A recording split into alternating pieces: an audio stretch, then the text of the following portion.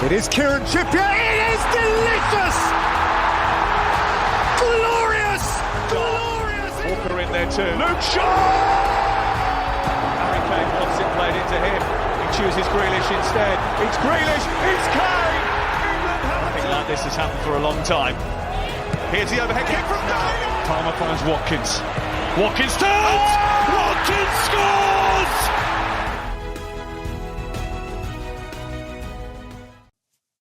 Hello and welcome to the Gate 102 podcast. I hope I find you well. Thank you for tuning in today. Always is appreciated. And before I begin, I must take a look back and say thank you to everyone who's listened to my conversation with Jonathan Norcroft and Rob Draper. Both of them are the authors of the book Dear England.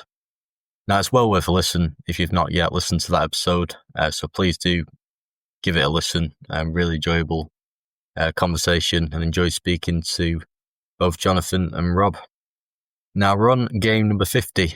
Yes, we've hit that 50 milestone.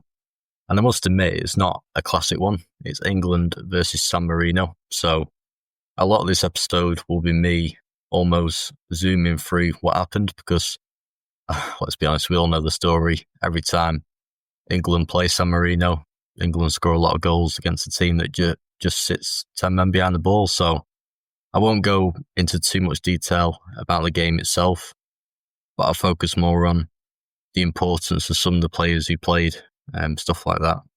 So the team was Nick Pope in goal, Jordan Pickford not actually in the squad due to injury. So Nick Pope was given the nod. I mean, with all due respect against San Marino, I think anyone can play in goal for England. A back four of Reece James at right back, Ben Chilwell at left back, both players who were at Stamford Bridge at the time. Centre-backs, it was John Stones and another appearance for Connor Cody. In midfield, it was James Ward-Prowse, Calvin Phillips and Mason Mount. Then the front three were Raheem Sterling on the left, Calvert Lewin playing through the middle, and on the right was a return for Jesse Lingard. Now, this was a massive game for him because he just picked up a bit of form for West Ham, who he was on loan at the time from Old Trafford, and was playing really well. And it earned him a recall to the international setup. And this is actually his first start in over 20 months for England. And his last one coming against Switzerland in Portugal. In the third place playoff game back in the Nations League. So 20 months. So a really important game for Lingard. But a special moment for him to return after such a long spell out, and he'd earned the recall. And I know right wing wasn't his natural position, but he was doing a job there for this game. And obviously no Harry Kane, he was left on the bench. And I think that just sums up how confident Southgate was that we'd win this game comfortably. That he leaves his best player on the bench. But if I was Harry Kane, I'd be devastated because it would have been a good chance to add to his goal tally, especially when he scored 4 goals later on that year against San Marino. So he must have been gutted not to be involved at Wembley. I mean, before the start of this game, San Marino had lost 140 out of their 143 qualifying matches for both World Cup and European Championships. So it was almost a guarantee, a certainty that England were going to win. And yeah, 14 minutes into the game and England had got the breakthrough, and it was James Ward-Prowse with the goal. A really clever finish with his left foot to score the opening goal of the night. And a lovely assist for Ben Chilwell as well, crossing hard and low, pulling it back for Ward-Prowse to score the goal. And to be honest, the Southampton midfielder had a knack for scoring goals in the Premier League, but they were mainly from free kicks and penalties. So it was nice for him to score from open play for his country this time. This is actually his first goal for England.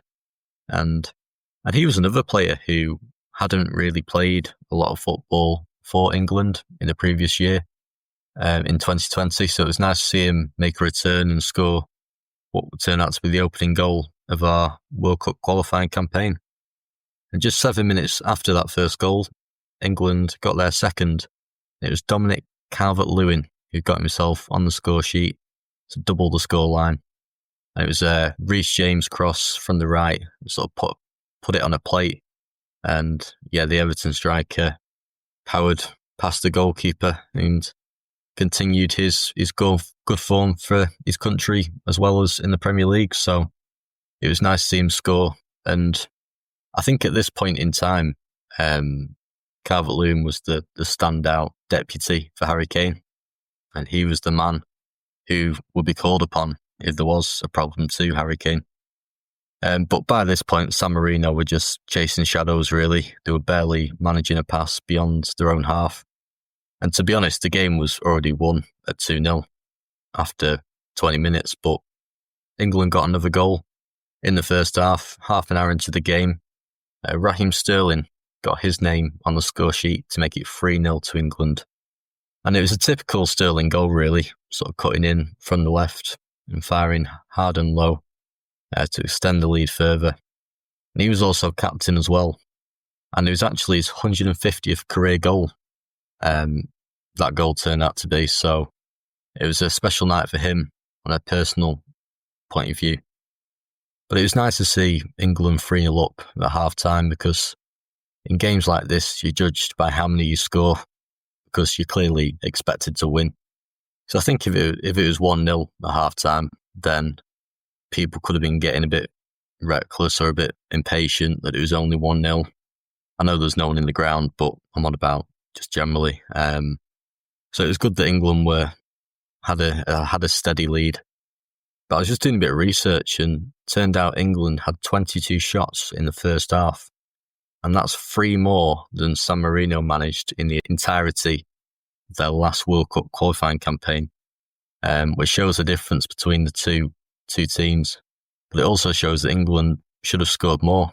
I think to have 22 shots and to only score 3 goals, I mean, it's not bad, but it could definitely have been better. To be fair, I thought the San Marino goalkeeper actually played well, despite conceding 3 goals. I thought he made some really good saves. So moving on to the second half, and England continued as they left off, really. 8 minutes after the restart, England had got their 4th, and this time it was Dominic Calvert-Lewin once again, scoring what turned out to be his 2nd goal of the night. A really simple goal, just a tap in, really. A lovely assist from Jesse Lingard, who drove down the left wing, just squared it across, and Calvert-Lewin was there to score. And this is actually his 4th goal for England, which was really impressive considering he'd been playing for England for less than a year, and he'd reached that amount of goals was really, really impressive, regardless of the opposition he played. To get that amount of goals was decent. And he actually became the first Everton player to score a brace for England since Wayne Rooney in 2004 against Croatia. So for Everton fans, it would have been good to see him do well on the international scene. I think, to be honest, after England got their 4th goal, we brought on a lot of players in the second half, and that sort of changed the momentum of the game a little bit. Obviously, we were still dominating, but it wasn't as exciting, it wasn't as fluid.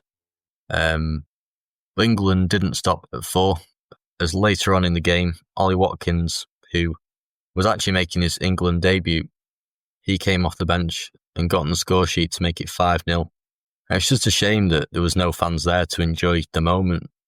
Because, when you think about over the years, the amount of players who have scored on the debut, it's always been like such a great reception from the fans. So I almost feel a bit sorry for Watkins that in this case, there was no one there to witness that. But nonetheless, it was a really special moment for him to get his first goal. And it was a good goal as well. Right foot into the bottom left corner. And obviously, it wasn't the only time we saw him do that for England with his right foot in the bottom left corner. That'll be game 101. So good moment for Watkins. But the game finished 5-0. And that's sort of what you would have expected, really. Clean sheet, a lot of goals, totally dominant. England with 85% of possession, which says a lot. But as much as this was all expected, there were many other positives individually on the night. Jesse Lingard played well, as he should, against the opposition. But he played with a smile on his face, and he looked happy and he looked confident. I think that was the most important thing. Obviously Watkins getting his debut goal is probably the highlight. Calvert Lewin with another 2 goals. But it was another game where Gareth gave opportunities to players who were still coming through the system. People like Foden and Bellingham both got a half each, which was good. Tyrone Mings got another run out. So overall, it was a really positive night. As I mentioned before, this game was never going to be a classic, but England went about it really well, because it can be hard playing against a team that are going to produce a low block for 90 minutes. Can be a challenge, but England managed it really well, and it was 3 points to start their World Cup qualifying campaign. But as for Gareth Southgate, this was his 50th game in charge, and in those 50 games, he won 30 of them, and only Walter Winterbottom and Alf Ramsey won more of their first 50 games as England boss, both with 33. And to think of those 50 games, the amount he'd achieved in a relatively short amount of time, both on and off the pitch, was really a revelation, to be honest. And you look at the players I've mentioned. Just recently I mentioned Bellingham and Foden, for example. The contrast between them and the players I was talking about in the first couple of games, the difference is massive.